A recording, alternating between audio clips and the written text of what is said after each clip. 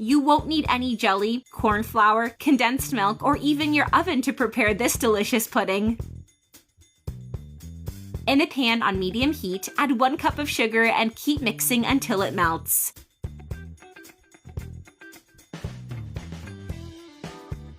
Then add half a cup of water and mix to form a caramel.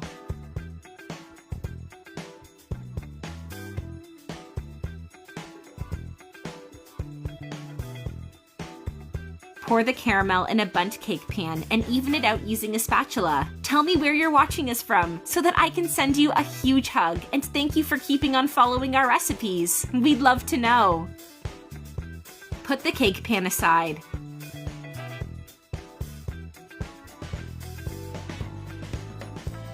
Now in a blender, add 3 eggs, 750 ml of milk, 2 cups of sugar,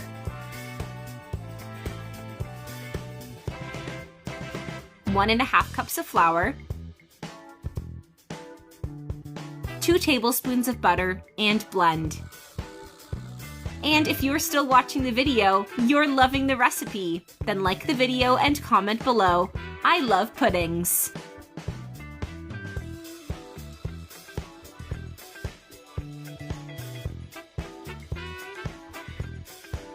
Now pour the cream into the cake pan. This recipe is very easy to prepare and super tasty. Try it at home, then tell me what you think.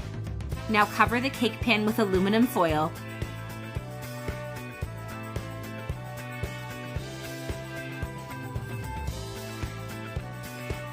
Put it in a bigger pot and pour water halfway through it.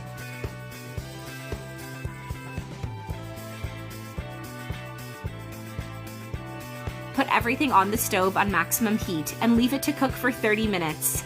Always pay attention to the level of water, adding more if you notice it evaporating. After 30 minutes, put the pudding in the fridge for 3 hours to cool.